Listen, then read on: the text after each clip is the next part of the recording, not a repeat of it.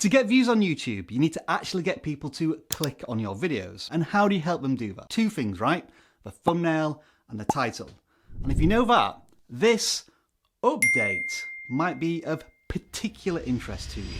I want you to answer this simple question. What made you click on this video? The thumbnail or the title? I know this feels like a simple question, but just give yourself a minute to really think about it. What made you actually click? Now, this poll that we ran on the channel would have you think that the thumbnail is the clear winner. And that's probably why YouTube launched their test and compare feature last year, allowing you to upload 3 thumbnails at the same time and have your audience decide which one is the most effective. However, when a tool is released that only does half of the job, there is but one inevitable outcome. You gave them the thumbnail A/B testing. Now, because we're creators, we would love title A/B testing. I will say on title A/B, watch this space. But what they haven't done is officially announced anything. And yet, here we are. To be clear, we here at vidIQ do not have access to this feature, but these images have found themselves out onto the internet. And when I asked YouTube, they would neither confirm nor deny what we were looking at. So what we have here, rather excitingly and very unusually, is a YouTube leak. So let's have some fun and speculate, shall we? Quickly before that, I do want to credit the sources of the images to these two. And apparently it seems my reputation precedes itself. So yes, Seed, you won your bet. Kind of.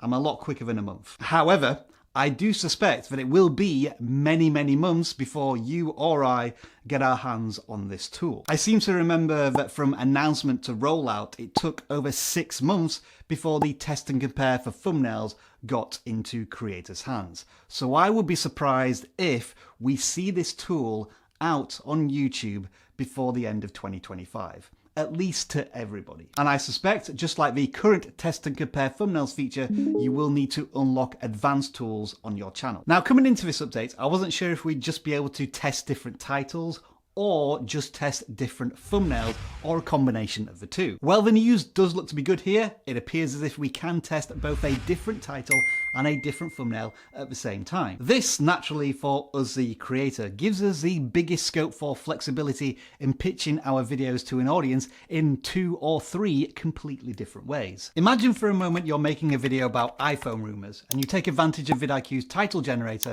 that can change the emotion of the idea, be it curiosity, comparison, a list, credibility, desire. Not only can you test 3 of the title variants, but also generate 3 thumbnails to match those different pictures to the audience. And yet, both the title and thumbnail generator tools are available to use right now. There's a link in the description. However, there does appear to be some sensible restrictions in place in that you can only test 3 variants at any one given time. And this is probably a good thing, both for preventing overwhelming the creator with so many choices and preventing overwhelming the architecture behind this tool. The explanation of the tool seems to suggest that everything works exactly as it was before. You can create the test, it runs for either 2 weeks or once there is enough conclusive data on which variant performs the best. But what about how that data is measured? Well, there is absolutely no confirmation here, but I see no reason why YouTube would change the way they do it, which is currently through watch time. Yes, I know we all want it to be done through click-through rate, but well, YouTube logic. So back to the question of what actually makes you click on a video. You see, in my experience, what tends to happen is that the thumbnail will stop me scrolling through the feed, but I'll read the title before I click on any video. And I think it's because the title adds clarity. It confirms what the thumbnail is teasing. It creates that actual intrigue and curiosity that drives me into the video itself. So in my personal and humble opinion, I think the title is as important, if not arguably more important, in getting me to click on a video. And if we now have, from the very moment a video goes live, 3 completely different pictures we can test with our audience, that's an exciting prospect, isn't it? If, of course, any of this is true. These are all leaks. It could be a trap I've just rickrolled myself into. But the screenshots from 2 different sources do seem to make sense on how this tool could potentially work. So let's watch and wait, and I'll report back when I know more. Oh, and YouTube, before I forget, in case you didn't know, I realise you haven't officially announced this, but it is a brilliant idea. Make sure it happens.